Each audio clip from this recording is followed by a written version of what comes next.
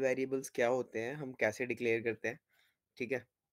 अच्छा, आप लोगों में से कितने लोगों ने मतलब कल या जब से भी हमने पाइथन शुरू करी है, आपने प्रोग्रामिंग करना शुरू करा है, या जो भी हमने एक्सरसाइज़ करी थी, वो थोड़ी बहुत जो भी थी, वो आपने जुपिटर पे या गूगल कोलैब पे या आईडीएलई पे परफ़ॉर्म करी है? किसी ने थोड़ी बहुत प्रैक्टिस करी है जो भी हमने पढ़ा था?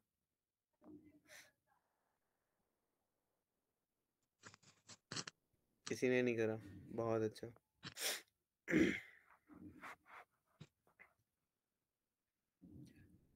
ठीक है,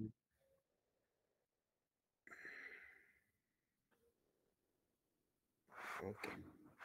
ठीक है, जिसने किया है अच्छा है, जिसने नहीं किया, वो भी अच्छा है। तो हम थे ग्लोबल वेरिएबल्स पे, ठीक है? अब ग्लोबल वेरिएबल्स का क्या मतलब था? देखो, ये जितनी भी हमने अभी तक पढ़े हैं ना, कि हम वेरिएबल्स कैसे बनाते हैं या जो भी हमने अभी तक पढ़ा, ठीक है? ये आपकी नीड के हिसाब से है। ऐसा नहीं होगा कि आपको इसी जिस तरह से लिखा है उसी तरह से लिखना होगा, ठीक है? अब कहाँ आपको किस मैंने आपको बताया था ना कि ग्लोबल वेरिएबल होगा, तो हो सकता है कि कुछ ऐसी वैल्यू हो जो आपको थ्रू आउट अपने प्रोग्राम में चाहिए, ठीक है? तो फिर आप उसके लिए कोई वेरिएबल बना दोगे, फिर उसको हर उसमें अपने फंक्शन में यूज़ कर पाओगे, यूज़र डिफाइंड फंक्शन में, ठीक है? यूज़र डिफाइंड फंक्शन किस कीवर्ड से बनाते हैं हम? डेफ से, और डेफ की फुल फॉर्म क्या होती है? डेफ की एक्सटेंडेड फॉर्म क्या होती है? डेफिनिशन। डेफिनेशन। हाँ, ओके, गुड। अम ठीक है, तो ये जो अभी तक हमने जितने भी वेरिएबल डिफाइन करे थे, सारे ग्लोबल थे, क्योंकि हमने किसी को कोई फंक्शन नहीं बनाया था तब तक, राइट? हम बस खाली वेरिएबल डिफाइन कर रहे थे और हम देख रहे थे, हम जो भी काम कर रहे थे, उसका एग्जांपल देख रहे थे, ठीक है? वो सारे ग्लोबल वेरिएबल थे। अब जैसे यहाँ पे डेफ कीवर्ड यूज़ करके मैंने माय फंक्शन बनाया है, इसमें मैंने कुछ तो लिखा है यहाँ पे, ठीक है? कोई स्टेटमेंट लिखी है, ठीक है? तो ये वाला एक्स है, ये एक्सेस कर रहा है इस वाले एक्स को, और ये वाला एक्स इस वाले एक्स को एक्सेस कर रहा है, और यह एक्स हमारा क्या है? ग्लोबल वेरिएबल है, ठीक है? ये सब हमने देख लिया था।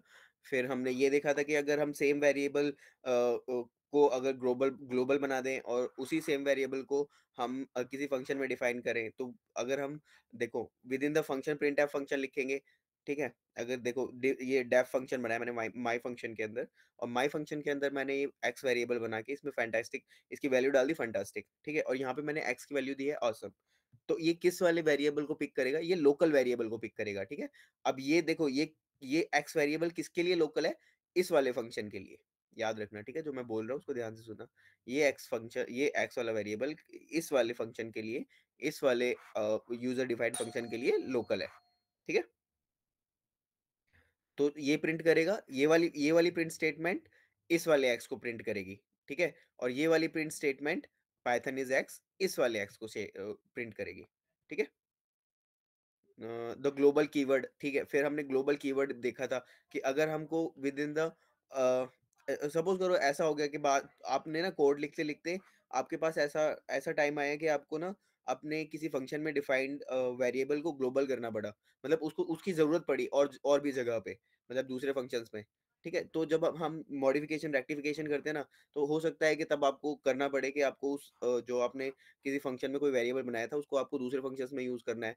ठीक है? तो उसको आप ग्लोबल बना दोगे, तो वो कहीं भी एक्सेस हो पाएगा। जब मैं इसको ग्लोबल बना दूँगा इस वाले एक्स को, अगर मैं यहाँ पे प्रिंट करूँगा पाइथन इज़ एक्स, तो ये यहाँ पे इसकी वैल्यू को फेच कर पाएगा। ठीक है? तो यही मतलब था ग्लोबल कीवर्ड का। ठीक है?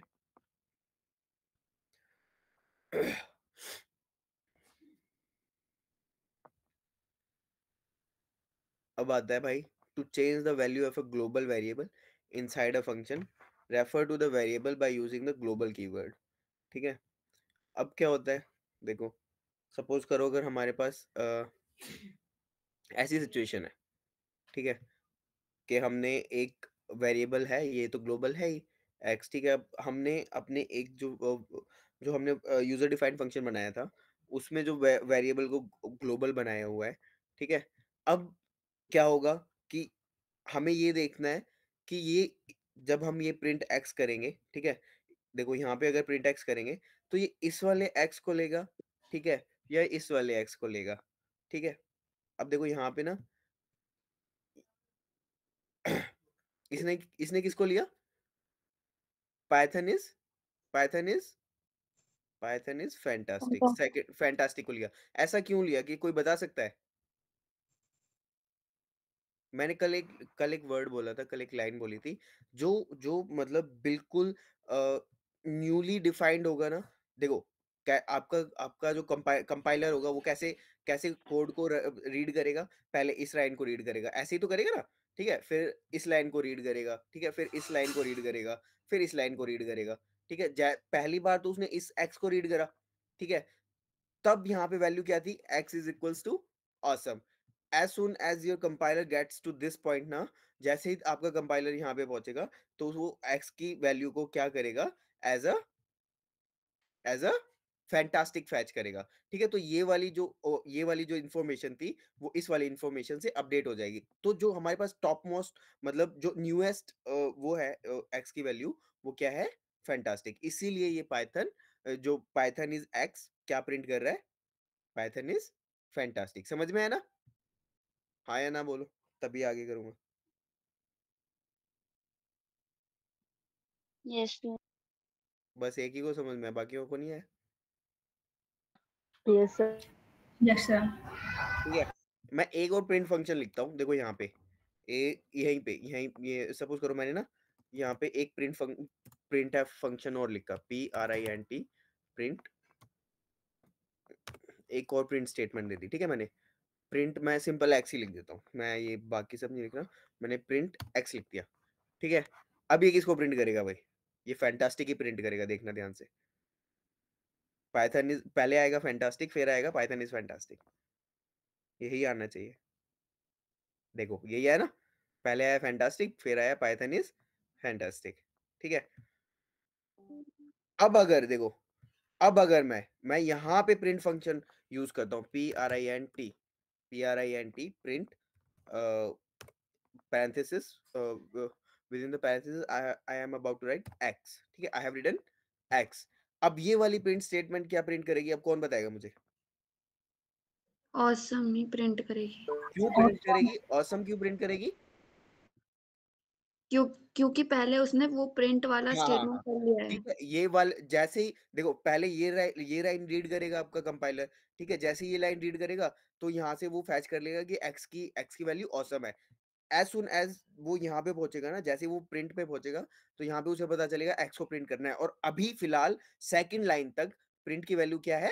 ऑसम, ठीक है? ऑसम। तो इसीलिए ऑसम आएगा। समझ में आ गया, ये कॉन्सेप्ट क्लियर है ना? समझ गए। हाँ, awesome, fantastic, Python is fantastic, ठीक है? ये कुछ नहीं है ना, हम एक मतलब कॉम्बिनेशंस बना के, मतलब हर एक टॉपिक को अलग-अलग एस्पेक्ट में, अलग-अलग पहलुओं में रख के, उनके कॉम्बिनेशन बना के टेस्ट कर रहे हैं, ठीक है? बस इतना ही है। हाँ, फिर इसमें एक एक्सरसाइज़ है, वो आप खुद कर सकते हो, ठीक है? बस इतना ही था ग्लोबल वेरिएबल्स के बारे में, ठीक है? कि हम ग्लोबल कीवर्ड क्या यूज़ कर सकते हैं within our user defined function, ठीक है? और जो हमारे ऑलरेडी जो हम कोई भी वेरिएबल डिफाइन करते हैं, अगर वो किसी फंक्शन में डिफाइन नहीं है, तो वो already by default global variable है, ठीक है? अब आते हैं वेरिएबल एक्सरसाइज़ पे। वेरिएबल एक्सरसाइज़ में क्या है? ये एकदम अपने आप कर लेना, वेरिएबल नेम्स, और ये इसमें एक छोटी-सी एक्सरसाइज़ दी हुई है, ठीक है? कि वेरिएबल कैसे डिफाइन करते हैं, या उस वेरिएबल जो डिफाइन किया है सही है, गलत है। अब आते हैं डेटा टाइप्स पे। देखो, बहुत इंपॉर्टेंट टॉपिक है डेटा टाइप्स, ठीक है? अब डेटा टाइप्स का क्या मतलब होता है? देखो, डेटा डेटा का मतलब, इंफॉर्मेशन कोई इंफॉर्मेशन। हाँ, डेटा डेटा का मतलब कोई भी रॉ वैल्यू, ठीक है? रॉ वैल्यू, कोई भी रॉ इनपुट या रॉ वैल्यू, ठीक है? इन्फॉर्मेशन बाद में बनता है। डेटा जो है, इन्फॉर्मेशन इन्फॉर्मेशन बाद में बनता है। वो जब प्रोसेस्ड हो जाता है ना, तो सेकंड स्टेप होता है इन्फॉर्मेशन का, ठीक है? मैंने आपको पहले भी बताया था कि हर वर्ड के लिए एक मतलब होता है, एक डेफिनिशन होता है। आप इन्फॉर्मेशन को डेटा बोल सकते हो अपनी अंडरस्टैंडिंग के हिसाब से, ठीक है? पर जो एक्चुअल मीनिंग होता है, वो इन्फॉर्मेशन बाद में बनता है। डेटा होता है पहले एक रॉ रॉ फॉर्म में, हमारे पास वैल्यूज़ होती है या कुछ भी स्टैटिस्टिक्स होते हैं, ठीक है? और वो अनप्रोसेस्ड होते हैं, वो अनप्रोसेस्ड फैक्ट्स होते हैं, ठीक है? फैक्ट्स, ठीक है? अनप्रोसेस्ड फैक्ट्स होते हैं। फिर हम उनको किसी तरह से उनको मतलब ऑर्गनाइज़ करते हैं, ठीक है? उनको एक अंडरस्टैंडेबल ऑर्गनाइज़्ड मैनर में लाते हैं। तब वो इन्फॉर्मेशन में तब्दील होते हैं, ठीक है? और फिर हम उससे थर्ड स्टेप पे जाते हैं, फिर हम उनसे नॉलेज क्रिएट करते हैं। समझ में आ रहा है मैं क्या बोल रहा हूँ? देखो अब समझ इसमें ना गए। हाँ, ठीक है। अब इसमें देखो बिल्ट इन डेटा टाइप्स, अब याद रखना ये वर्ड कि ये हम क्यों यूज़ कर रहे हैं। बिल्ट इन डेटा टाइप्स मतलब यूज़र डिफाइंड भी डेटा टाइप्स हो सकते हैं, ठीक है? 2 ही तरीके के डेटा टाइप्स होते हैं, बिल्ट इन और यूज़र डिफाइंड। अब देखो बिल्ट इन में भी टाइप्स होते हैं बहुत सारे। इन programming data types is an important concept, variable can store data of different types, ठीक है? आपका जो वेरिएबल है, जो भी आप मतलब जो भी आप अपना वेरिएबल बना रहे हो ना, वो बहुत डिफरेंट डिफरेंट तरीके के डेटा टाइप्स को स्टोर कर सकता है, ठीक है? And different data types can do different things, और हर मतलब हर अलग अलग तरीके का डेटा टाइप अलग अलग तरीके के काम को कर सकता है, काम बहुत अलग अलग तरीके की मतलब उसकी अपनी फंक्शनैलिटीज होती है या उम, उसको अलग अलग तरीके से डिफाइन करते हैं, ठीक है? Python has the following data types built in by default, मतलब ये जो नीचे दिए गए ना, ये by default built in data types हैं, ठीक है? अब हमारे पास पहला डेटा टाइप है टेक्स्ट टाइप का। तो टेक्स्ट टाइप में क्या आएगा हमारे पास? स्ट्रिंग, ठीक है? STR stands for string and the keyword for string is STR, ठीक है? न्यूमेरिक डेटा टाइप में मतलब क्या हो गया? नंबर से रिलेटेड। न्यूमेरिक डेटा टाइप में आ गया इंट, फ्लोट, कॉम्प्लेक्स, ठीक है? इनके नीचे ये सब बस अभी ये नाम है, इनके नीचे इनके एग्जाम्पल है, ये मत कहना कि इनके एग्जाम्पल क्या है, ठीक है?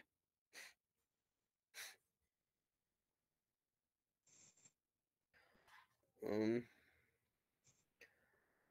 देखो फिर न्यूमेरिक हो गया, सीक्वेंस हो गया, लिस्ट, टपल, रेंज, ठीक है? फिर मैपिंग, डिक्शनरी, ये सब क्या है ना, लिस्ट, टपल, रेंज, ये अभी नीचे आएंगे इसके एग्जांपल, ठीक है? Set type, set, frozen set, ठीक है? बूलियन टाइप, बूलियन टाइप तो बेसिकली सभी को पता होगा, वो 0 1 ट्रू फॉल्स जो भी है।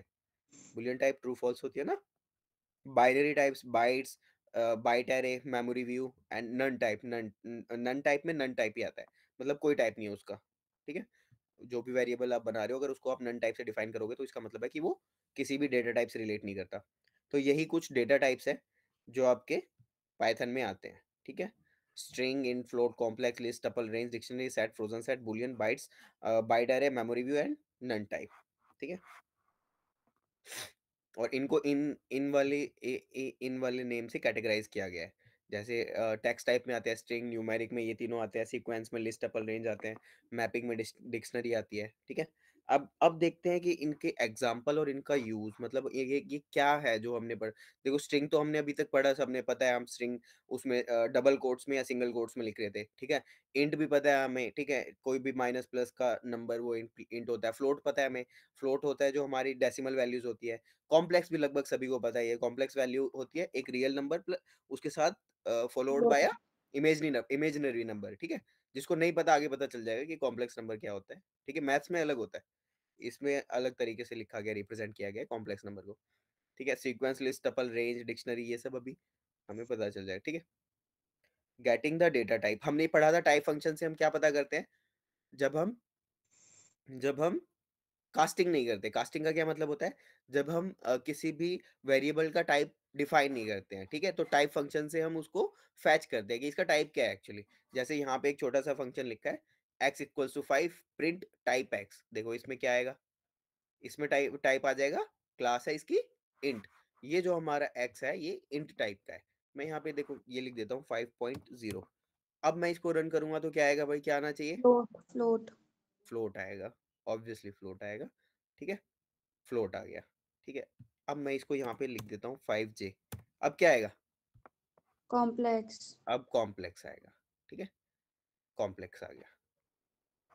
ये जो J है ना, ये आपका इमेजिनरी नंबर को रिप्रेजेंट कर रहा है। जैसे मैथ में I लिखते हो ना तुम इमेजिनरी नंबर के लिए, ठीक है? तो यहाँ पे वो I है ना J से रिप्लेस कर दिया है, बस इतना ही है, ठीक है? वहाँ पे आप लिखते हो I लिखते हो ना इमेजिनरी नंबर के लिए मैथ्स में, तो यहाँ पे वो जे है बस। और ये जे ना, जे इसका मतलब ये भी बाय डिफ़ॉल्ट ही है, आपको जे ही लिखना पड़ेगा अगर आप कॉम्प्लेक्स नंबर बनाना चाहते हो तो जे के अलावा आप कुछ और नंबर लिखोगे तो नहीं आएगा। देखते हैं, आई लिख दिया मैंने, ठीक है? नहीं आया, एरर आ गया ना, तो आपको जे ही लिखना पड़ेगा, ठीक है? जब आप जे लिखोगे तभी ये कॉम्प्लेक्स अबे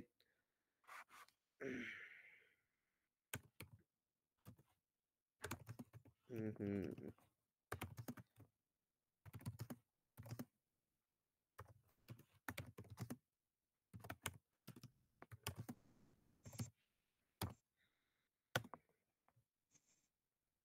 ठीक है भाई, अब देखते हैं आगे कि क्या है। टाइप फंक्शन हम ऑलरेडी देख चुके थे, ठीक है? सेटिंग द डेटा टाइप हमने ये भी देखा था, सेटिंग द डेटा टाइप जब हम कास्टिंग वाला देख रहे थे। देखो in Python the data type is set when you assign a value to a variable.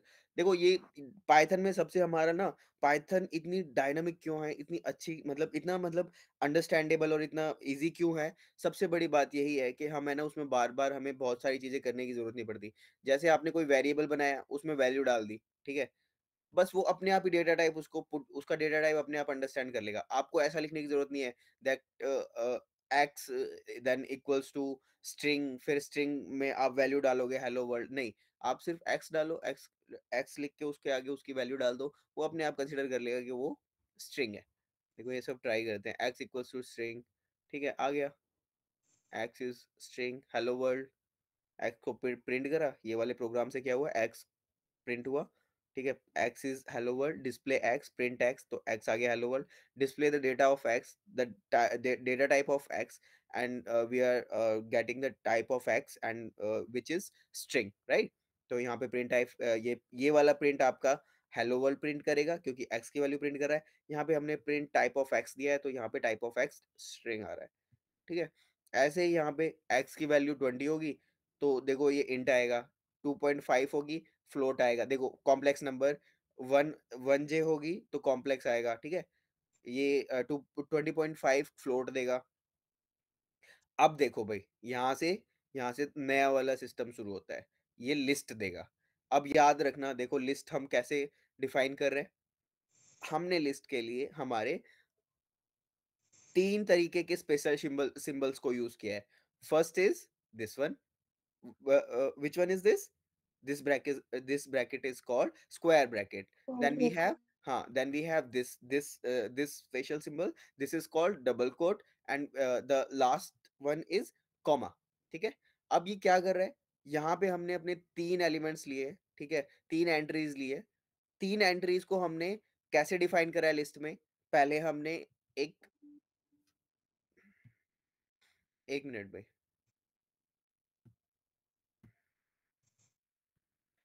पहले हमने भाई ये लिया, पहले तो हमने ब्रैकेट्स लिए, ठीक है? जैसे हम अपने फंक्शन के लिए पैरेंथेसिस लेते हैं, और दूसरे भी ब्रैकेट होते हैं, कर्ली ब्रैकेट, ठीक है? कर्ली ब्रेसेस बोलते हैं उनको वैसे तो। और ये the last one is square bracket, ठीक है? तो इसमें हमने अपना ये स्क्वायर ब्रैकेट लिया, फिर हमने एप्पल को डाला, बनाना को डाला और चेरी को डाला, ठीक है? और उनको किस में डाला? डबल कोट्स में, स्ट्रिंग की तरह, ठीक है? और उनको सेपरेट कर दिया हमने किससे? कॉमा से। ठीक है? अब इसको ट्राई करते हैं। देखो लिस्ट आ रहा है ना? यहाँ पे एक्स इज़ दिस, ठीक है? हमने इसको देखो कहीं पे लिस्ट कीवर्ड नहीं लिखा है एक्स के साथ, एसोसिएट नहीं करा हमने कहीं पे भी, ठीक है? हमने बस एक्स में वैल्यूज़ पुट कर दी, ठीक है? फिर डिस्प्ले कर दिया हमने एक्स, फिर हम एक्स का टाइप ले रहे हैं कि किस टाइप का है एक्स, किस टाइप का डेटा टाइप है। तो यहाँ पे इसकी डेटा टाइप आ रहा है लिस्ट, ठीक है भाई?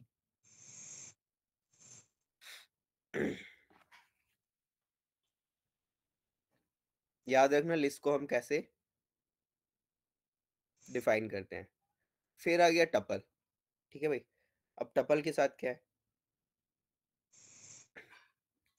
टपल के साथ भी सेम ही है, बस हम टपल में पैरेंथेसिस यूज़ करते हैं, ठीक है? टपल के साथ भी सेम ही सीन है, बस हम एक जो स्पेशल सिंबल है वो दूसरा यूज़ करते हैं, which is this this bracket. This bracket is called parenthesis, ठीक है? हम अपने ये राउंड ब्रैकेट, सर्कल ब्रैकेट, जैसा भी आप जो भी इसको नेम देते हो, वो दे सकते हो। वैसे इसको ऑफ़िशियली इसको पैरेंथेसिस बोलते हैं, ठीक है?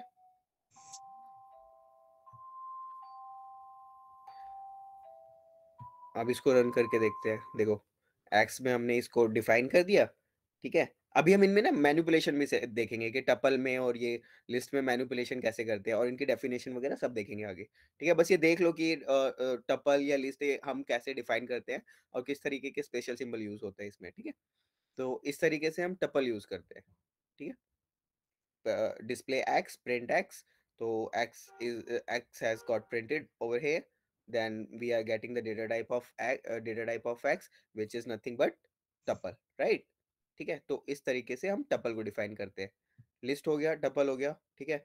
अब देखते हैं भाई रेंज। ये क्या है? ठीक है, रेंज का मतलब देखो अगर आप कॉमन सेंस लगाओगे, तो रेंज का क्या मतलब होगा, कोई बताना चाहेगा? सर रेंज मतलब कि लिमिट। हाँ, रेंज मतलब कि कहाँ तक वो जा सकती है, उसकी रेंज रेंज कहाँ तक हो सकती है मतलब 1 माइनस जो लास्ट में जो भी डिजिट होगी उसमें से 1 माइनस। हाँ, हाँ, हाँ, ठीक है। ट्राई रेंज इज़ 0 टू 6 ठीक है? यहाँ पे रेंज डेटा टाइप लिया, 6 लिखा, तो रेंज यहाँ पे क्या बनेगी? 0 टू 6 ठीक है? ये रेंज फंक्शन भी यूज़ करेंगे, इनको ना हम टपल्स और लिस्ट में यूज़ करेंगे, देखना आगे। ठीक है? रेंज का मतलब कुछ नहीं होता कि हम कहाँ से कहाँ तक जा रहे हैं, बस वही जो कॉमन सेंस आप लगा पा रहे हो, वही है। ठीक है? फिर then printing x, x x तो यहाँ पे एक्स प्रिंट हो रहा है, रेंज 0 टू 6 ठीक है? फिर print type of x which is range, right? फिर उसके बाद आता है डिक्शनरी। देखो भाई, इसमें थोड़ा-सा वो है, खेल है। देखो डिक्शनरी में जो डिक्शनरी डेटा टाइप है, हम उसको किससे यूज़ करते हैं? कर्ली कर्ली ब्रेसेस से। हाँ, ब्रेसेस। कर्ली ब्रेसेस से, ठीक है? और डिक्शनरी में कर्ली ब्रेसेस देखो ये सारे ना ए इ इ इन सारों का बहुत-बहुत ये जो हमने लिस्ट, टपल और ये सब पढ़ा ना, ये बहुत मतलब बहुत इम्पोर्टेंस है इनका और ये किस तरह से यूज़ होगा, इनमें मैनिपुलेशन भी होगा बहुत तरीके का, वो हम आगे देखेंगे। बस अभी आप ये देखो कि हम ना लिस्ट, टपल और ये सब डिफाइन कैसे कर रहे हैं, ठीक है? अब इसमें अब नेक्स्ट हमारा जो डेटा टाइप है वो है डिक्शनरी, ठीक है? अब डिक्शनरी में क्या होता है भाई? डिक्शनरी में हम कर्ली ब्रेसेस यूज़ करते हैं, ठीक है? अब देखो इसने क्या किया है, मैं इसको प्रिंट करता हूँ। देखो, यहाँ पे हमने एक्स में कुछ वैल्यूज़ पुट करी हैं, उन वैल्यूज़ को देखो अलग-अलग तरीके से लिखा गया है। देखो, लिखा तो डबल कोट्स में है, ठीक है? पहले नेम को दिया है, तो नेम को डबल कोट में कर लिया है। फिर वहाँ पे एक कॉलन दिया हुआ है, ठीक है? कॉलन के बाद जॉन, फिर वो डबल कोट में है, ठीक है? फिर यहाँ पे देखो एक कॉमा लगाया है। ये दोनों अलग है और ये दोनों अलग है, ठीक है? इस तरीके का कुछ डिक्शनरी का सिंटैक्स होता है, ठीक है? अभी आगे देखेंगे कि वो क्या कर रहा है, ठीक है? ये है क्यों है ये, ठीक है? ये नेम है, ये जॉन है, ठीक है? ऐज है, ये 36 है। कोई इसमें कॉमन सेंस बना पाएगा? अगर आप अभी बना पा रहे हो तो मेरे को समझाओ। ये जॉन नेम में स्टोर हो रहा है। ये और 36 36 एक में हाँ, है। ऐज में स्टोर हो रही है, ठीक है? ये दोनों एक-दूसरे से कोरिलेट करते हैं। आगे अच्छे से देखेंगे ये हो क्या रहा है, उसमें डेफिनिशन आएगी पूरी तब समझ में आएगा, ठीक है? तो इनका अलग-अलग काम है, डिक्शनरी का, लिस्ट का, टपल का। तो डिक्शनरी हम कुछ इस तरीके से डिफाइन करते हैं, जो डिक्शनरी हमारा डेटा सेट होता है डेटा टाइप होता है, वो हम इस तरीके से डिफाइन करते हैं, ठीक है? और भी वैल्यूज़ होंगी तो मैं कॉमा से उसको ऐसे ही कॉमा से और फिर 2 नई वैल्यूज़ पुट कर दूँगा, ठीक है? ये आपका डिक्शनरी हो गया। ठीक है, फिर आता है सेट। देखो सेट्स थ्योरी सभी ने पढ़ी है। अगर हमने 10th लेवल का भी मैथ्स पढ़ा है तो सेट्स तो पढ़े होंगे सभी ने, ठीक है? अब देखो सेट्स को भी हम डिक्शनरी की ही तरह डिफाइन करते हैं, पर हमारे पास यहाँ पे कॉलन वाला कोई सीन नहीं है। कॉलन नहीं यूज़ करेंगे हम, ठीक है? बस यहाँ पे हमारे पास कर्ली ब्रेसेस है और फिर डबल कोट्स है और कॉमा है और बस यही 3 चीज़ हैं और हमारे पास हमारी वैल्यूज़ हैं। देखो इसको ट्राई कर लेते हैं। यहाँ पे हमने एक्स किया, फिर एप्पल बनाना चेरी, फिर display x, then the type of x, तो यहाँ पे हमारे पास सेट आ रहा है, ठीक है? और ये तीनों वैल्यू प्रिंट हो रही है बस। सेट और डिक्शनरी ऐसे होते हैं, टपल हमारा पैरेंथेसिस से होता है, लिस्ट हमारा स्क्वायर ब्रैकेट से होता है, ठीक है? अब आ गया फ्रोजन सेट। देखो फ्रोजन सेट एक टाइप है। फ्रोजन सेट का बेसिकली बेसिक मतलब पता है क्या है? इसमें आप मैनिपुलेशन नहीं कर पाओगे। एक बार ये आपको दे दिया ना, तुमने डिफाइन कर दिया तो ये फ्रोज हो गया। ठीक है? तो इसको अगर आपने फ्रोज़न सेट करके कोई कुछ अपना वैल्यूज़ डाली ना, तो इसमें आप मैनिपुलेशन नहीं कर पाओगे आगे, ठीक है? यही मतलब होता है बस फ्रोज़न सेट का। ये सेट ही है एक तरीके से, बस ये फ्रोज़्ड है, ठीक है? ये स्टैटिक है, ये डायनामिक नहीं हो सकता। इस तरीके से आप फ्रोज़न सेट देते हो, ठीक है? फिर आ गया भाई बूलियन। बूलियन क्या होता है? True and false. देखो यहाँ पे ट्रू आ रहा है, फॉल्स लिखूँगा तो फॉल्स आ जाएगा। ट्रू एंड फॉल्स कीवर्ड है आपके बस। रन, ये 2 कीवर्ड है। ट्रू एंड फॉल्स, खत्म। अभी अब इनको हम वेरिएबल्स के साथ कैसे, देखो अगर यहाँ पे मैं क्या, अगर यहाँ पे कुछ देखो, एफ एफ को स्मॉल लेटर बनाता हूँ तो देखो क्या आएगा, FALSE, फॉल्स। ध्यान से देखना, कुछ भी नहीं आया।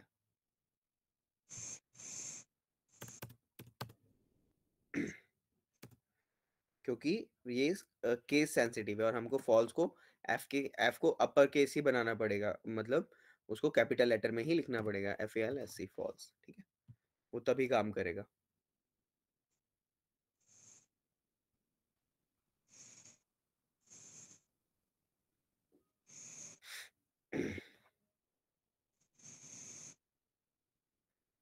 फिर आपका बाइट्स के, बाइट्स से हम कुछ नहीं, बाइट्स लेते हैं हमारे पास जो भी वो है उसकी बाइट्स।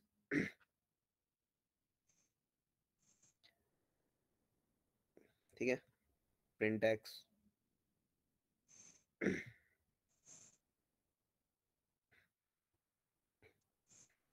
None type. चलो अब आगे से अब शुरू करते हैं, ठीक है। अ, अब इसमें नेक्स्ट टॉपिक आ रहा है, setting the specific data type. देखो ये वो कास्टिंग वाला आ गया, setting the specific data type.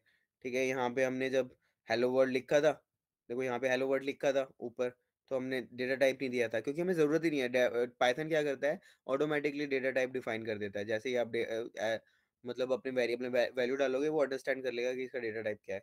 यहाँ पे बस सेट कर दिया आपने, यहाँ पे लिख दिया स्ट्रिंग। अगर आप चाहो तो कर सकते हो ऐसा भी, पर ज़रूरत ही नहीं है जब वो ऑटोमेटिकली ले ही रहा है।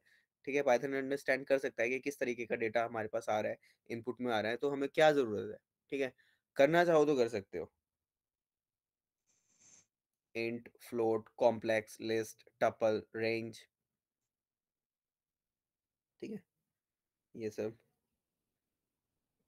Dictionary, frozen set.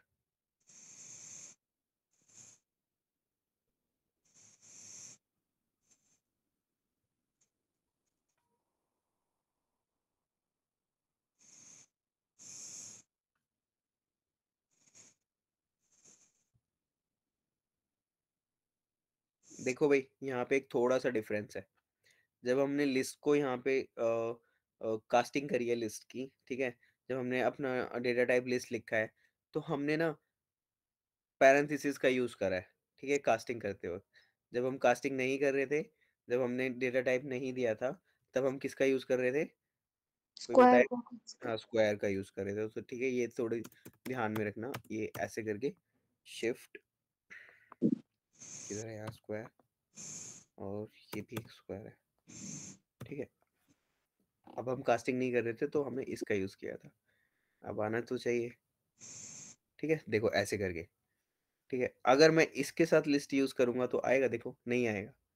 ठीक है, LIST, वो एरर देगा। ठीक है, मुझे वही यूज़ करना पड़ेगा जो सिंबल यहाँ पे पहले था। ठीक है, वो था पैरेंथेसिस। जब हम लिस्ट में कास्टिंग करते हैं तो हम पैरेंथेसिस यूज़ करते हैं। ठीक है, बाकी सबका सेम है। डिक्शनरी और सेट का और देख लेते हैं। डिक्शनरी और सेट के लिए भी भाई यहाँ पे जब हम कास्टिंग करेंगे ना, तो कास्टिंग करते वक्त हम हर एक लिस्ट, टपल, सेट, सब के लिए हम क्या करेंगे, पैरेंथेसिस ही यूज करेंगे पैरेंथेसिस का यूज प्रैक्टिस में। करेंगे। ठीक है, चाहे वो लिस्ट हो, टपल हो, रेंज हो, डिक्शनरी, सेट, फ्रोजन सेट, कोई भी हो, हम क्या यूज करेंगे, पैरेंथेसिस का। और जब हम कास्टिंग नहीं कर रहे होंगे तब हम यूज करेंगे जो रेगुलर ब्रैकेट इनके साथ एसोसिएटेड है, लिस्ट के साथ, ये स्क्वायर ब्रैकेट, टपल के साथ, पैरेंथेसिस, रेंज के साथ, पैरेंथेसिस, डिक्शनरी और सेट के साथ, करली ब्रेसेस। ठीक है, और फ्रोजन सेट, ऐसे कुछ इस तरह से।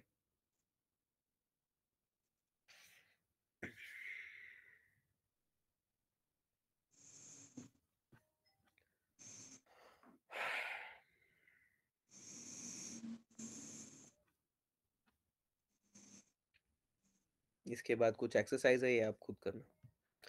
चलो भाई, पाइथन नंबर्स, अब इनका ना एग्जांपल्स दिए हैं सभी के, जो जितने भी हमने डेटा टाइप्स पढ़े ना, उन सब के एग्जांपल और मैनिपुलेशन। देखो पाइथन नंबर के लिए यहाँ पे there are 3 numeric types in Python. Numeric number से रिलेटेड 3 डेटा टाइप्स हैं, इंट, फ्लोट और कॉम्प्लेक्स। इंट कुछ ऐसा होता है, ठीक है, कोई भी माइनस प्लस वैल्यू कोई भी हो सकती है। ठीक है। पर ये प्लस है, प्लस देखो जो हमारे पास वैल्यू प्लस में होती है तो हम उसके आगे प्लस का सिंबल थोड़ी लगाते हैं, पर माइनस में होती है तो लगाना पड़ेगा, याद रखना। ठीक है। Type of object in Python use the type. ठीक है। इंट और integer is a whole number, positive और नेगेटिव। यहाँ पे इंटीजर की डेफिनेशन है, इंट और integer is a whole number, positive और नेगेटिव। ठीक है, वो या तो पॉजिटिव हो सकता है या नेगेटिव हो सकता है, विदाउट डेसिमल और अनलिमिटेड लेंथ। ठीक है। एक्स वाई जेड ये तीनों इंटीजर हैं। ठीक है। अब प्रिंट करते हैं इनको। देखो इनका तीनों का टाइप क्या आ रहा है, इंटीजर ही आ रहा है। यहाँ पे भी इंट आ रहा है, यहाँ पे भी इंट और यहाँ पर भी इंट, तीनों का टाइप इंटीजर आ रहा है। ठीक है। नेक्स्ट चलते हैं। फ्लोट। आप फ्लोट, ये भी फ्लोट नंबर है, ये भी 1.0 और ये भी फ्लोट नंबर है। ठीक है, याद रखना। देखो भाई, इसका मतलब ये नहीं है कि यहाँ पे माइनस लग गया तो ये इंटीजर है, नहीं, उसमें एक डेसिमल आ रहा है तो वो फ्लोट ही है। ठीक है, क्यों फ्लोट वैल्यूज माइनस में भी तो हो सकती है ना।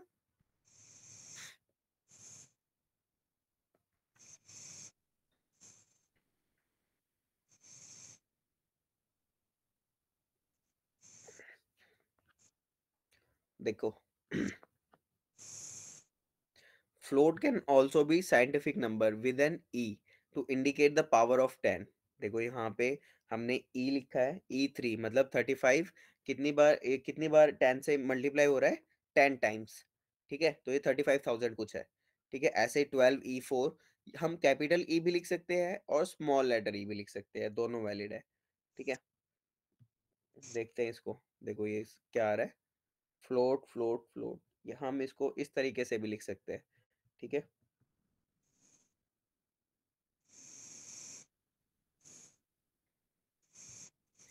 E is representing what? E is representing the power of 10। ठीक है, यहाँ पे the power of 10 को यूज इंडिकेट कर रहा है, मतलब 3 बार 10 है, यहाँ पे 4 बार 10 है, ऐसे यहाँ 100 टाइम 10 है। ठीक है, समझ में आया ना ये वाला समझ में आया, हाँ या ना बोलो। सर ये कैपिटल और स्मॉल दोनों में वैलिड है? हाँ, कैपिटल और स्मॉल दोनों में वैलिड है भाई। आप स्मॉल लेटर ई भी लिख सकते हैं और कैपिटल लेटर ई भी लिख सकते हैं। E3 मतलब 10 की पावर 3 ना? हाँ, 10 की पावर, हाँ थ्राइस, राइट। यहाँ पे 10 की पावर 4, और ऐसे ये 10 100 टाइम्स। ठीक है।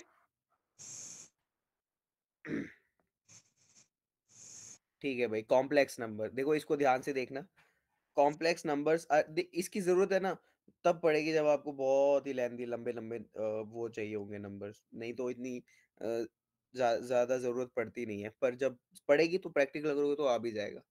ठीक है, कि आपको अगर कोई बहुत बड़ा नंबर है, ठीक है, और आपको उसको शॉर्ट फॉर्म में रिप्रेजेंट करना है तो आप इस तरीके की फॉर्म लिख सकते हो। ठीक है, कॉम्प्लेक्स नंबर मैंने अभी बताया ना। देखो, real number followed by a imaginary part. ठीक है, देखो complex numbers are return with a J as the imaginary part. Which part is imaginary, the J part is imaginary. ठीक है, देखो यहाँ पे 3+5j लिखा है, 5j लिखा है, -5j, तीनों तीनों ही इमेजिनरी नंबर है। ठीक है, यहाँ पे 3 एक इंडिविजुअल नंबर है, फिर ये प्लस हो रहा है किसके साथ, 5 एंड द इमेजिनरी पार्ट, ये वाला पार्ट j। ठीक है, ऐसे ही ये 5j, ये एक लिटरल और एक्चुअल इमेजिनरी नंबर है। ठीक है, ऐसे ही -5j, ट्राई करते हैं इसको। देखो कॉम्प्लेक्स आ रहा है ना तीनों का डेटा टाइप।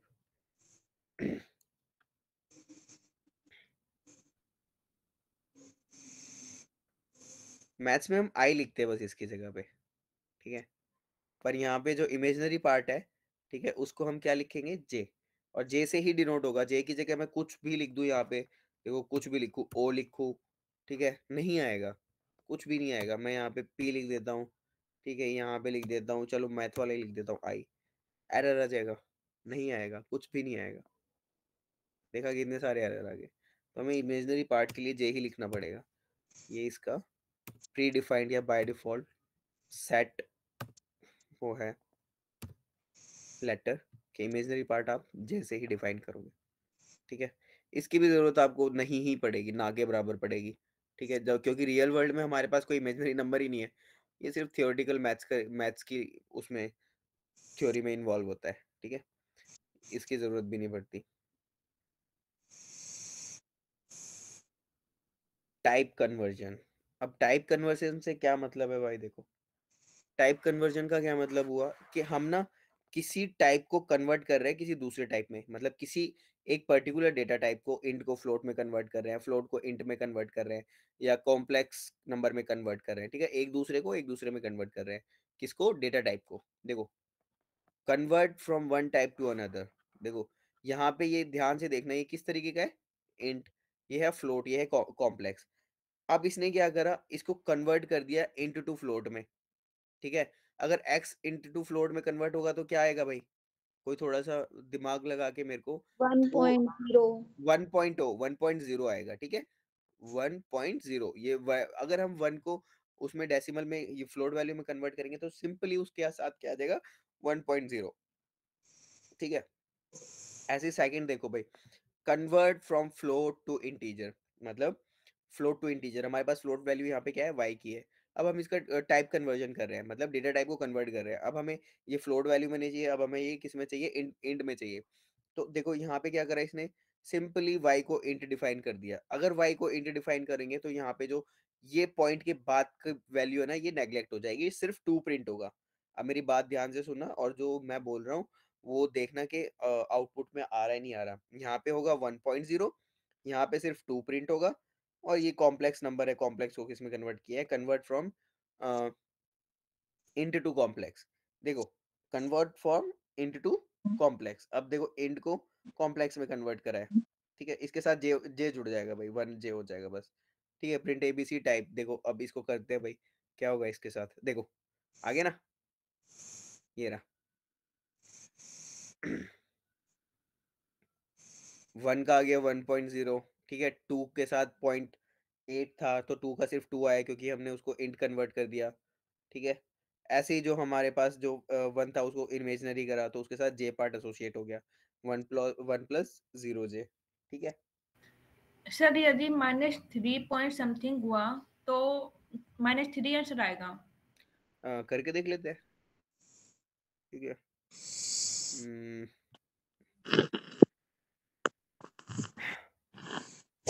-3 पॉइंट समथिंग क्या हुआ?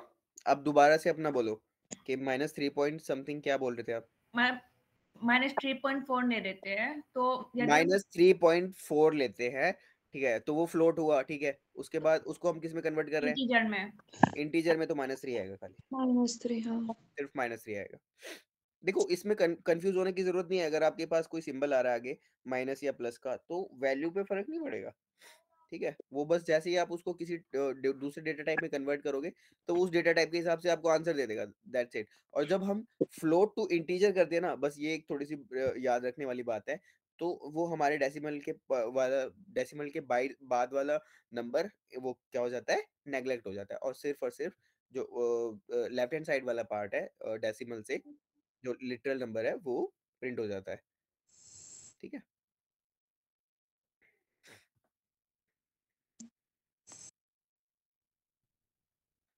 ठीक है भाई, ठीक है? ये था टाइप कन्वर्जन। अब इसके आगे आते हैं रैंडम नंबर्स। देखो इसमें ना, रैंडम नंबर्स में क्या होता है? देखो ध्यान से देखना, रैंडम नंबर्स के लिए हमें क्या करना पड़ता है? हमें सपोज करो रैंडम नंबर प्रिंट करने हैं 1 से 10 के बीच में, या 1 से 20 के बीच में, मतलब ऐसे नहीं, मतलब एक सीक्वेंस में नहीं। जैसे हमारे पास नंबर किस में होते हैं? अ, घटते क्रम में होते हैं या बढ़ते क्रम में होते हैं? कौन बताएगा? बढ़ते क्रम में होते हैं ऑफ इंग्लिश कोर्स। में क्या बोलते हैं उसे? अरे मैं हिंदी में बोल रहा हूँ, तुम तो इंग्लिश में। Ascending order. हाँ, छोटा असेंडिंग ही। ऑर्डर। हाँ, ठीक है, असेंडिंग ऑर्डर में होता है। सपोज़ करो अगर हमें कुछ नंबर चाहिए 1 से लेके 20 तक, 1 से लेके 10 तक, 1 से लेके 100 तक, पर हमें असेंडिंग, डिसेंडिंग कुछ भी नहीं चाहिए, हमें रैंडम चाहिए। 1 के बाद 65 आ जाए, 65 के बाद 70 आ जाए, 70 के बाद 69 कुछ भी आ जाए। तो हमें क्या करना होगा? अगर हमें रैंडम नंबर जनरेट करने हैं, तो क्या करना होगा? देखो ध्यान से देखना। Python does not have a random function, मतलब रैंडम फंक्शन नहीं है हमारे पास कोई कि रैंडम फंक्शन लिख के और ऐसे नंबर प्रिंट हो जाए, नहीं, ठीक है? To make a random number Python has a built in module called random. Random module है हमारे पास। मॉड्यूल क्या हो गया? देखो मॉड्यूल्स वो होते हैं जो कुछ मतलब पैकेट्स होते हैं कोड्स के, ठीक है? उनको हम अपने कोड में ना वो करते हैं, एम्बेड करते हैं। एम्बेड का मतलब हो गया इम्पोर्ट करते हैं, ठीक है? जोड़ते हैं अपने कोड में। सपोज़ करो कि मेरे पास कुछ मैंने ना ये इसको आप ना इस तरह से समझ सकते हैं कि आपने ना अपने कंप्यूटर में कोई कोड की फ़ाइल सबमिट करी मतलब वो करी हुई है सेव करी हुई है और आप एक दूसरे एडिटर पे कोड कर रहे हो और आपको अब वही फ़ाइल अपनी जो अब करंटली एडिट कर रहे हो, करंटली कोड कर रहे हो, उसमें उसका कोड है ना, उसमें उसका कोड आपको चाहिए। तो आप क्या करोगे कि उस फ़ाइल का नेम उठा के वहाँ पे डाल दोगे। ठीक है? और उसका कोड उसमें यूज़ होना शुरू हो जाएगा, जहाँ पे भी आपको यूज़ करना है। तो ये इसी तरीके का है, ठीक है? ये मॉड्यूल का क्या मतलब हो गया? देखो एक बेसिक डेफिनिशन होती है कि ना हमारे पास मॉड्यूल्स होते हैं प्रोग्राम्स के छोटे-छोटे, छोटे-छोटे जो सर्टेन मतलब तरीके के फंक्शनैलिटीज़ को सपोर्ट करते हैं, ठीक है? जिससे कि हमें वो फंक्शंस बनाने ना पड़े, ठीक है? समझ में आ रहा है ना?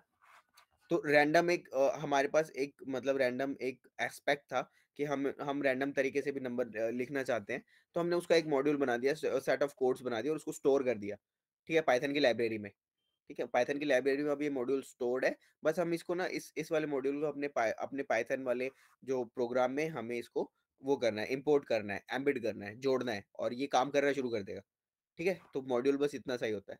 अब देखो यहाँ पे हमने रैंडम नंबर जनरेट करने थे, तो हमने क्या किया इम्पोर्ट किया। इम्पोर्ट एक कीवर्ड है, ठीक है? हाँ, अब मेरे को एक क्वेश्चन का जवाब दोगे आप लोग कि पाइथन में कितने अ, कीवर्ड्स होते हैं? Total number of keywords in Python reserved words 37 30 7 37 या 36 सर्च कर लो सर्च करके बताओ सर 36 36 होते हैं कल ही तो बताया था चलो ठीक है अब देखो अब इसमें क्या होगा देखो यहाँ पे पहले हमने इंपोर्ट क्या कर रहे हैं हम एक मॉड्यूल है जिसका नाम है रैंडम हमने उसको इंपोर्ट कर लिया अब हमें क्या करना है प्रिंट फिर मॉड्यूल नेम डॉट ठीक है इस डॉट को हम क्या बोलते हैं पीरियड बोलते हैं ठीक है पीरियड रैंड रेंज मतलब random range the rand stands for random range is what range is 1 to 10 हाँ अब देखो इसमें अगर मैं ये लिखूंगा ना तो ये रैंडम नंबर जनरेट करेगा कोई भी 6 हर बार ठीक है 2 कोई भी रैंडम नंबर जनरेट कर लेगा 9 ठीक है अब इसकी एल्गोरिथम नहीं पता भाई मुझे भी कि ये जो रैंडम मॉड्यूल है इसमें किस तरीके की एल्गोरिथम लिखी गई है इस तरह से जनरेट करने के लिए मैं यहाँ पे इसकी वैल्यू को मैनिपुलेट कर देता हूँ सपोज करो मैंने 1000 कर दिया ठीक है और यहाँ पे मैं लिख देता हूँ 99 ठीक है अब इसे फिर से वही करना चाहिए रैंडम नंबर जनरेट करना चाहिए 209 अब की बार लगाना चाहिए 726 148 तो ये होता है रैंडम नंबर जनरेट करने का तरीका सपोज करो आप कोई गेम बना रहे हो ठीक है और आप चाहते हो कि यही आए सपोज करो हम पोकर ही खेल रहे हैं ठीक है अब हमें दाव लगाना है अब मैंने बता दिया कि भाई 99 से लेके 1000 तक तू कोई भी नंबर चूज कर ले और मैं रन करूंगा और तेरा नंबर आ गया तू पैसे जीत जाएगा ठीक है तो ये सर इसमें पॉइंट वैल्यू भी आ सकती है पॉइंट वैल्यू चलो ट्राई कर लेते मैं हैं 99 to 100 कर दिया तो इनकी बीच की वैल्यू भी आ सकती है 99 टू 100 कर दिया हो सकता है आ जाए ठीक है अब मैं करके देखूं सपोज करो मैंने यहाँ पे 99.9 लिखा और यहाँ पे 1000.50 लिखा देखिए नहीं सपोर्ट नहीं करता रैंडम नंबर्स और आपके फिर 99 और 100 लिखो 99 और 100 फिर दो ही नंबर रह जाएंगे ना फिर क्या ही नंबर आएगा एक बार 99 आएगा एक बार 100 आएगा एक बार 99 आएगा एक बार 100 आएगा हो सकता है 99 दोबारा आ जाए हाँ हाँ 99 दोबारा आ गया ठीक है सर अब ये इसमें ये रेंज जो हम रेंज दे रहे हैं 99 और 100 ये भी आते हैं क्या हाँ मतलब मतलब मैं तो सोच रही थी कि इनके बीच के ही वो जो आते हैं, मतलब जैसे 0 to 100 करा तो उनके बीच का ही आएगा, जैसे 0 और 100 नहीं आएगा, तो इसमें तो नहीं नहीं नहीं 99 नहीं, ये इंक्लूडेड है, ये एक्सक्लूडेड नहीं है, ये इंक्लूडेड है। लेफ्ट हैंड राइट और राइट हैंड साइड आपने जो नंबर लिखा है वो भी उसमें रेंज में इंक्लूडेड है, ठीक है। अच्छा, ये भी आ सकते हैं ना, हाँ मतलब हाँ हाँ randomly? हाँ हाँ हाँ, ठीक है, ओके। ये आ सकता है, यही एक्सक्यूज मी किसी। सर, हाँ जी बोलिए। 99 और 99 लिखना। तो इसका कोई मतलब ही नहीं रह जाएगा, फिर वहां पे एक ही नंबर प्रिंट होना चाहिए एरर आ लेटर से। जाएगा। नहीं एरर नहीं आएगा, एरर नहीं आएगा, 99 आएगा, सिंटेक्स तो ठीक है। 99। एरर आ गया भाई, एरर है, सही कह रहे हैं भाई, एरर आ जाएगा। तो इसी तरीके के एक्सपेरिमेंट, इसी तरीके का प्रैक्टिकल आप खुद भी कर सकते हो, ठीक है। तो नहीं आएगा भाई, सही सही कहा था, एरर आ गया, बहुत बढ़िया, ठीक है। कम से कम एटलीस्ट 2 नंबर तो रैंडम होने के लिए। रैंडम का मतलब यही हुआ ना कि जब भी तो रैंडम होगा कि वो दो में निश्चित से ही नहीं कोई है। भी। हाँ, कोई तो एक आएगा ही, ठीक है। एक्सक्यूज मी सर, हाँ जी बोलो। सर खेले 10 नंबर का खेले 1 to 10 का, कौन जीतता है? नहीं अभी नहीं भाई, बाद में खेलेंगे, अभी पढ़ लेते हैं थोड़ा सा फिर खेलेंगे। चलो ठीक है। ये होता है भाई रैंडम रेंज के लिए, ठीक है। एक फंक्शन था जो आपको बस ऐसे ही मतलब यहाँ पे इंट्रोड्यूस हो गया है। ये शायद आप अगर किसी यूट्यूब चैनल से या किसी पे पढ़ोगे ना, तो हो सकता है कि वहाँ पे ये इतनी उससे डिफाइन ना किया गया हो, यहाँ पे बस डिफाइंड था तो आपको समझा दिया, और ये इस तरीके से डिफाइन होता है, ठीक है। आप कहीं से पढ़ोगे ना पाइथन, तो अब शायद हो सकता है वो आपको ये ना पढ़ाए, ठीक है। पर इसका यूज आप कहाँ पे करोगे? जैसे मैंने अभी एक इम्प्लीमेंटेशन में दिमाग से सोचा, तो आप भी इसका कोई यूज सोच ही सकते हो, या गेम में हो सकता है, ठीक है। गेम्स खेलते हैं, या ये और भी बहुत सारी चीजें जहाँ पे आपको आता तो है मतलब सर बीडिंग गेम। हाँ बिडिंग गेम या कोई भी बहुत सारी चीजें उसमें हो सकता है इसका यूज, ठीक है। फिर बस भाई ये यहाँ पे नंबर्स एंड होते हैं, ठीक है। नंबर्स में हम क्या क्या करते हैं, अब ध्यान देना, नंबर्स में हम टाइप कन्वर्जन करते हैं, ठीक है। और नंबर्स में 3 तरह के नंबर होते हैं, ठीक है। और नंबर्स में जब हमको पावर ऑफ 10 यूज करना होता है तो हम ई का यूज करते हैं, याद रखना, ठीक है। कैपिटल और स्मॉल दोनों यूज हो सकता है। और 3 तरीके के नंबर होते हैं, फ्लोट और इंटीजर और इंटीजर और कॉम्प्लेक्स। कॉम्प्लेक्स, बस, ठीक है। पाइथन कास्टिंग, देखो भाई, स्पेसिफाई अ वेरिएबल टाइप, ये हम पढ़ते आ रहे हैं। कास्टिंग कास्टिंग अभी हमने बहुत बार पढ़ लिया। जब भी हम कोई वेरिएबल का डेटा टाइप स्पेसिफाई करते हैं तो हम उसको क्या बोलते हैं?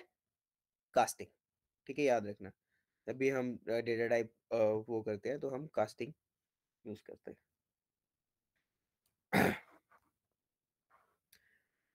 Integer number, float construct a float number, ठीक है। String construct a string from a wide variety of data types.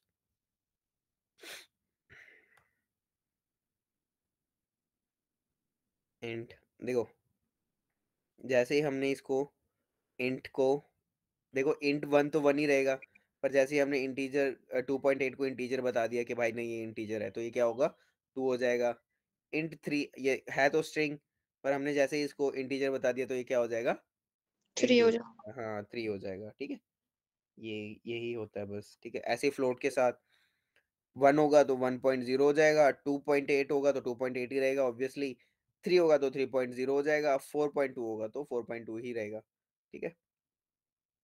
पर यहाँ पे देखो स्ट्रिंग का सिंबल यूज किया है, उसमें लिखा है 4.2, ठीक है। पर हमने इसे फ्लोट बता दिया तो क्या हो जाएगा? 4.2, ये फ्लोट हो जाएगा। ऐसे स्ट्रिंग ये ठीक है, ठीक है। पर जैसे स्ट्रिंग 2 को स्ट्रिंग बता रहे हैं तो 2 ऐसे सिंगल कोट में आ जाएगा और ये स्ट्रिंग बन जाएगा। 3.0 को भी हम स्ट्रिंग बना सकते हैं खाली स्ट्रिंग के कीवर्ड से, ठीक है। ये होता है आपका कास्टिंग, खत्म, ठीक है। इसी को कास्टिंग बोलते हैं। यही इससे पहले हमने नंबर में पढ़ा था टाइप कन्वर्जन, ठीक है। पाइथन स्ट्रिंग्स, अब देखो स्ट्रिंग्स में ना बहुत सारे मैनिपुलेशन होते हैं। जो हमारी स्ट्रिंग होती है ना, स्लाइसिंग होता है, कंकैटिनेशन होता है, ठीक है। अब वो स्ट्रिंग के मैनिपुलेशन पढ़ते हैं भाई, हम स्ट्रिंग्स में मैनिपुलेशन कैसे करते हैं। Strings in Python are surrounded by either single quotation marks और डबल कोटेशन मार्क, हमने देख लिया, हाँ जी ठीक है, ठीक है। Hello is the same as this hello, ठीक है। You can display a string literal with the print function. Print ही यूज करते हैं हम, प्रिंट कोई भी मतलब हमें अगर कोई डेटा प्रिंट कराना है तो हम प्रिंट फंक्शन ही यूज़ करते हैं ऑब्वियसली। एग्ज़ाम्पल प्रिंट हेलो तो दोनों सेम ही है। ये हम शुरुआत में ही देख चुके हैं कि या तो हम स्ट्रिंग को सिंगल कोट में लिख सकते हैं या डबल कोट्स में, ठीक है? तो ये दोनों सेम ही है, दोनों ही स्ट्रिंग है, ठीक है? और दोनों ही वैलिड सिंटैक्स है, ठीक है? Quotes inside quotes. अब सपोज़ करो you can use quotes inside a string as long as long as they don't match the quotes surrounding the string। देखो क्या कहने की कोशिश कर रहा है ये, you can use quotes inside a string, मतलब आप inside मतलब आप ना स्ट्रिंग के अंदर कोट्स यूज कर सकते हैं, जैसे यहाँ पे हमने ये करा ना सिंगल कोट यहाँ पे इट्स, ठीक है? As long as they don't match the quote surrounding the string, ठीक है? जो हमारे पास स्ट्रिंग के चारों तरफ कोड्स है ये इससे मैच नहीं होना चाहिए, ठीक है? जैसे ये 3 स्टेटमेंट है यहाँ पे, प्रिंट इट्स ऑल राइट, ठीक है? यहाँ पे एक ही कोट यूज़ किया हुआ है और ये यहाँ पे प्रिंट भी हो रहा है बहुत अच्छे से, ठीक है? Print he is called Johnny, देखो यहाँ पे ये सेम प्रिंट हो रहा है, ठीक है? ये भी प्रिंट हो रहा है, ये वाला कोड भी और ये वाला कोड भी, ये बस बाहर वाले उसके साथ मैच नहीं करना चाहिए, ठीक है? अब देखो यहाँ पे सिंगल कोट यूज़ करा है और यहाँ सिंगल कोट यूज़ करा है, ठीक है? पर इसके अंदर जो यूज़ कर रहे हैं वो डबल कोट है। Double quote. अब मैं इसको सिंगल कोट करके देखूँ भाई, सिंगल कोट, ठीक है? इसने क्या बोला, अंदर वाले जो कोटेशन मार्क है वो सेम नहीं होनी चाहिए। चलो मैं सेम कर रहा हूँ, ठीक है? अब क्या प्रिंट होगा? एरर आएगा। लेट्स सी, भाई एरर आ गया, सही कह रहे थे, ठीक है? तो यहाँ पे हमें डबल कोट ही यूज करना पड़ेगा, सिंगल कोट से काम नहीं सर चलेगा। स्लैश लगा के भी यूज कर सकते हैं हम सिंगल कोट। क्या क्या क्या, थोड़ा धीरे बोलो, मेरे को सुनाई नहीं दिया। सर स्लैश लगा के भी यूज कर सकते हैं हम सिंगल कोट। स्लैश लगा के सिंगल कोट यूज कर सकते हैं, हाँ हाँ ठीक है? तो बस ये रूल भी आपको फॉलो करना पड़ेगा। अगर आप विद इन द स्ट्रिंग, मतलब अगर आपने स्ट्रिंग के अंदर कोई कोट यूज करना है सिंगल या डबल कोट, तो make sure that your outer string quote is not same as the inner quote inside, मतलब जो भी आप यहाँ पे कर रहे हो ना वो सेम नहीं होना चाहिए, बाहर वाला और ये जो इनसाइड वाला जो कोटेशन मार्क है सेम नहीं होना चाहिए, तभी आप उसको प्रिंट कर पाओगे। देखो यहाँ पे दो कोट प्रिंट भी हो रहा है, ठीक है? ये दोनों कोटेशन प्रिंट भी हो रहे हैं ऐसे के ऐसे।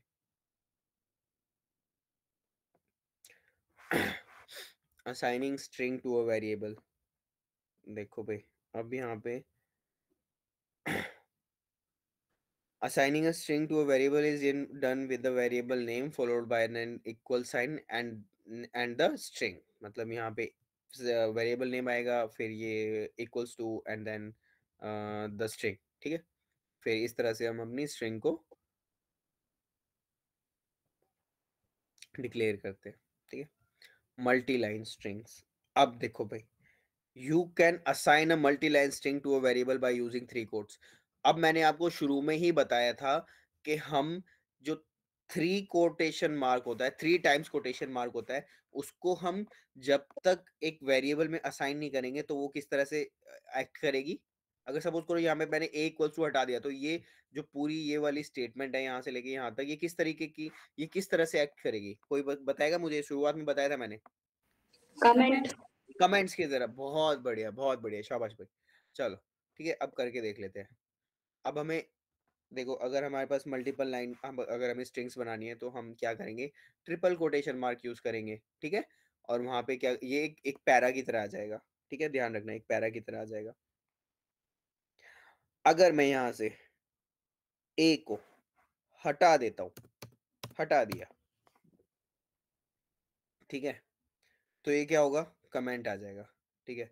अब सब मैं यहाँ पे एक ए को दे देता हूँ कुछ भी, ए इक्वल्स टू 1, ठीक है? अब ये एक कमेंट है बस। अब ए जो है प्रिंट होगा 1, ए 1 आ गया और ये सारी नेग्लेक्ट हो गई। और अब ये किस तरह से काम कर रहा है, ये काम कर रहा है कमेंट की तरह एक्ट कर रहा है, ठीक है? पर अगर जब हमें मल्टी लाइन स्ट्रिंग्स लिखनी होगी तब हम ट्रिपल कोटेशन मार्क का यूज करेंगे। देखो यहाँ पे मल्टी लाइन स्ट्रिंग्स बोल रहे हैं ना, मैंने शुरुआत में बताया था, ये मल्टी लाइन कमेंट्स भी बन सकता है और मल्टी लाइन स्ट्रिंग्स भी बन सकता है, ठीक है? ये देखो समझ में सब कुछ आ जाएगा आपको, ऐसा कुछ नहीं है, फास्ट एंड हार्ड रूल नहीं है। पर ये ना प्रैक्टिस मांगती है चीजें, जब क्योंकि अगर आपको ये अपने दिमाग में अटकानी है ना, तो आपको डेली इनको रिवाइज करना पड़ेगा ताकि आपको याद रहे। आप पढ़ लोगे, समझ में आ रही है, मुझे भी आ रही है, आपको भी आ रही है, ठीक है। बाद में जब कोई पूछेगा, क्योंकि भूल जाओगे क्योंकि प्रैक्टिस नहीं करी, ठीक है। हमें रिपीटेटिवली कोई चीज करनी पड़ती है जब हम उस चाहते हैं कि हमें याद रहे, ठीक है। ये सब साइकोलॉजिकल हैक है। और 3 सिंगल कोट्स, ठीक है। या तो आप डबल कोट्स यूज कर सकते हो या सिंगल कोट्स यूज कर सकते हो। 3 सिंगल कोट, ठीक है। इस तरह से भी आप मल्टी लाइन स्ट्रिंग्स का यूज कर सकते हो। स्ट्रिंग्स आर एरेज, ठीक है। अब ये नया टॉपिक है भाई, स्ट्रिंग्स आर एरेज। स्ट्रिंग्स हैं हमारी एरेज। अब ये क्या होता है भाई, इस ये क्या फंडा है, इसको समझने की, इसको समझते हैं कि ये क्या वर्ड बोलना चाह रहा है कि स्ट्रिंग्स आर एरेज। अब ये एरेज क्या आ गया, ठीक है। और ये एरे होता क्या है? Like many other popular programming languages, strings in Python are arrays, ठीक है। जैसे और भी दूसरी प्रोग्रामिंग में है वैसे ही पाइथन में है, स्ट्रिंग्स आर एरेज, ठीक है। Strings in Python are arrays of bytes representing Unicode character, ठीक है। However Python does not have a character data type. हाँ, वो तो हम देख चुके हैं, पाइथन के पास कैरेक्टर का डेटा टाइप नहीं है, ठीक है। A single character is simply a string with the length of 1, ठीक है। ये हम अंडरस्टैंड कर लेते हैं कि एक सिंगल कैरेक्टर जो है एक स्ट्रिंग ही है, विद उसकी लेंथ कितनी है, 1 है बस, ठीक है। हम कैरेक्टर मान ही रहे हैं, उसे भी स्ट्रिंग मान रहे हैं। Square brackets can be used to access element of the string. देखो अब यहाँ पर देखो अब ध्यान रखना, स्ट्रिंग्स ही एरेज है, याद रखना, ठीक है। स्ट्रिंग्स ही एरेज है, ठीक है। अब यहाँ पे क्या हो रहा है, इसने क्या बोला कि हमारे पास स्क्वायर ब्रैकेट्स है ना, जो हम उसका यूज करते हैं क्या करने के लिए, स्ट्रिंग्स के एलिमेंट्स को फैच करने के लिए, ठीक है। A1। अब देखो अगर यहाँ पे कुछ ऐसा लिखा है हमने, अगर हमने ऐसा कुछ लिखा है तो ये क्या प्रिंट करेगा, ठीक है। Get the character eight position 1, remember that the first character has the position 0। इसका क्या मतलब हुआ कि जब हमारे पास ये जो हमने स्ट्रिंग्स में ये सब दिया है ना, यहाँ पे पहली बात तो ये स्ट्रिंग है, और आप में से ये बताओगे इस स्ट्रिंग में कितने कैरेक्टर्स हैं, जल्दी बताओ। 2। मैं 2 कैरेक्टर कान पे मारूंगा खींच के, जल्दी बताओ भाई। मैंने कल ही समझाया था आपको, कल भी और परसों भी समझाया था, कैरेक्टर्स और स्ट्रिंग्स में फर्क बताया था, और मैंने 2-3 बार उसकी डेफिनेशन को रिवाइज किया था। 10 1 2 3 4 5 6 7 8 9 10 11 12 13 है भाई। कैसे बताओ? देखो अब मैं बताता हूँ, टाइम वेस्ट नहीं करेंगे। स्पेसेस और कॉमा है और वो है हमारे देखो पास। देखो देखो देखो, सुनो सुनो सुनो, अब मैं बोल रहा हूँ, अभी आप शांत रहो। H फर्स्ट हुआ, E 2 हुआ, L 3 हुआ, और ये सेकंड L 4 हुआ, O 5 हुआ, कॉमा 6 हुआ, स्पेस, ये स्पेस है, ठीक है। कितना हुआ? 7। 7, then 8 9 10 11 12 and the last one, this exclamation mark is 13। समझ में आया? मैंने बोला था कि आपका स्पेस, आपका ये special special symbol, individual special symbol, ठीक है, कैरेक्टर की तरह काउंट होता है। तो यहाँ पे अगर यहाँ पे get the character eight position 1, और देखो ये दूसरी लाइन में क्या लिखा है, remember that the first character has the position 0। आपकी जो स्ट्रिंग और एरेज में गिनती शुरू होती है ना, वो 0 से शुरू होती है, याद रखना। अब यहाँ पे 0 से शुरू हो रहा है, ठीक है। अब इसकी जो फिजिकल लोकेशन है एच की, वो 0 है। वैसे तो ये फर्स्ट कैरेक्टर है, मतलब फर्स्ट कैरेक्टर है, पर इसकी जो लोकेशन है, फिजिकल लोकेशन, वो 0th पोजीशन है। फिर ई आएगा आपका फर्स्ट पे, तो क्या प्रिंट होगा? E। चलो ट्राई कर लेते हैं। ई हुआ ना? देखो ध्यान से देखो, ई प्रिंट हो रहा है ना? यस। हाँ देखो, a equals to hello word, हमने ये बहुत ही जरूरी मैनिपुलेशन है स्ट्रिंग के, ठीक है। याद ध्यान ध्यान से देखो, ठीक है। फिर हमने ये स्क्वायर ब्रैकेट यूज करा, इसको यार एक ऑपरेटर बोलते हैं, सबस्क्रिप्ट ऑपरेटर, ठीक है। This is called subscript operator. अभी याद आ रहा है मेरे को, भूल गया था मैं, और इसमें नहीं लिखा हुआ वो, पर इसको बोलते हैं सबस्क्रिप्ट ऑपरेटर, ठीक है। अब ये एक ऑपरेटर की तरह काम कर रहा है, जो आपका ब्रैकेट है ना, ये ऑपरेटर की तरह काम कर रहा है। आप इसे ब्रैकेट भी बोलोगे, स्क्वायर ब्रैकेट तो भी चलेगा, ठीक है। पर ये अब एक ऑपरेटर की तरफ काम कर रहा है और इसको बोलते हैं अब क्या? Subscript operator. छोड़ो, बस इस तुम अगर तुम्हें नहीं याद हो तो तुम बस इतना ही याद रखना कि जब हम किसी भी स्ट्रिंग में से एलिमेंट्स फैच करते हैं तो हम क्या यूज़ करते हैं, एक ब्रैकेट यूज़ करते हैं और वो ब्रैकेट हमारा स्क्वायर ब्रैकेट होता है, ठीक है? अगर मैं यहाँ पे लिखूँ 13, ठीक है? तो क्या आएगा भाई? एक्सक्लेमेशन मार्क नहीं नहीं होगा। है ये तो। हाँ, 12th पे करूँ? अब आ जाएगा। मैंने अभी बताया आपको, देखो गौर से सुनना अभी मेरी बात को। मैंने यही बोला था आपको ध्यान से, देखो अब आ गया एक्सक्लेमेशन मार्क। तब नहीं आया था जब हमने 13 लिखा था। वो 13th एलिमेंट है, ठीक है? देखो गिनोगे तो 13 आएगा। 1 H1 E2 L3 L फिर 4 O5 comma 6 then space 7। Sir हाँ, बोलो। इसमें 0 से स्टार्ट होती है ना काउंटिंग? हाँ, देखो मैंने यही बोला ना अभी, जैसे ये बोल रहा है तो ऐसे ही। तो पर इसकी जो फिजिकल लोकेशन है ना, जो मेमोरी में स्टोर हो रहा है ये, ठीक है? मेमोरी में जो स्टोर हो रहा है जाके, जहाँ पे ये फिजिकली स्टोर, देखो ये सब जो हम आप इस पे देख रहे हो ना, जो भी कंप्यूटर में देख रहे हो, ये भी ये get your Python server new Chrome available और ये सब जो टैब खुल रही है, सब कुछ ये सब कुछ इस ये एक जगह पे जाके स्टोर होता है, ठीक है? उसको मेमोरी बोलते हैं, ठीक है? उस मेमोरी में हमें वहां पे ना उसके सेक्शन होते हैं, उस कुछ मतलब भागों में बटी हुई होती है वो, ठीक है? और उनकी फिर उनको उनको नाम दिया जाता है। तो वहां पे जो लोकेशन है ना, तो उसको जीरो नाम, जीरोथ लोकेशन पे हमारा एच जा रहा है। तो हमारा ये जो थर्टींथ हमारा एलिमेंट है, ये कौन से पोजीशन पे जाएगा? ये 12th पोजीशन पे जाएगा। इसीलिए हमने 12 लिखा, तभी हमारा एक्सक्लेमेशन मार्क आया। समझ में आया? हाँ, आ गया। ठीक है। अरे यार, प्यास लग गया। चलो, ठीक है। सर बच्चों का नेट खत्म हो गया ऐसा बोल रहे हैं कमेंट सेक्शन में। चलो ठीक है जी, फिर आगे बढ़ेंगे। आप लोग को इसकी प्रैक्टिस करो, ठीक है? जो जैसे भी देखो, हम मैंने आपको जुपिटर बताया, आपको गूगल कोलैब बताया, सिंपली कुछ नहीं करना। देखो यहाँ पे बता देता हूँ, दोबारा बता देता हूँ आपको। यहाँ पे लिखना है GOOGLECOLAB कोलैब, और बस ये जुपिटर नोटबुक की ही है एक तरीके से, ठीक है? यहाँ पे क्लिक करो, जो फर्स्ट वाला लिंक आएगा, ठीक है? उसके बाद अपना इसको कैंसिल कर दो यहाँ से, ठीक है? ये वाली जो विंडो पॉपअप हुई थी ना, वो आपकी जो आप स्टोर्ड वो करोगे ना, जो आपने पहले काम करे थे, उस पे आ जाएगा। बस यहाँ से फाइल पे जाके न्यू नोटबुक ओपन करो, आपका वो आ जाएगा जहाँ पे आपको कोड लिखना है, ठीक है?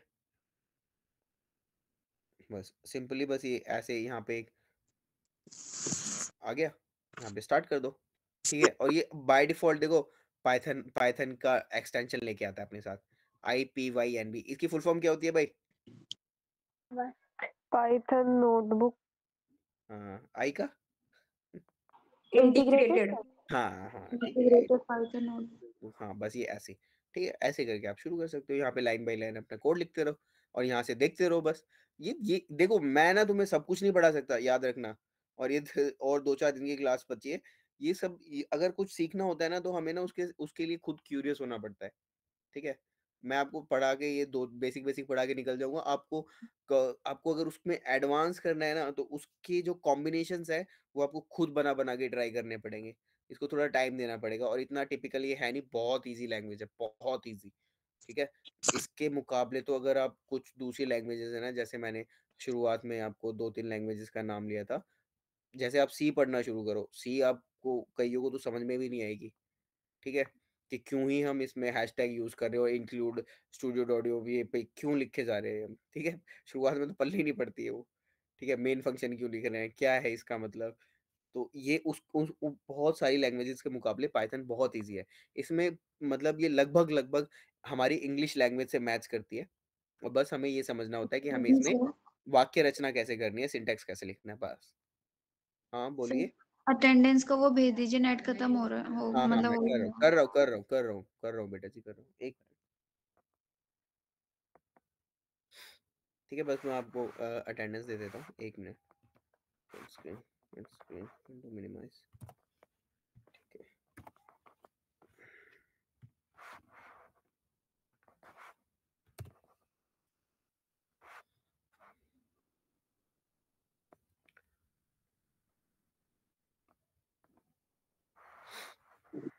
16 डैश 7 डैश 29 30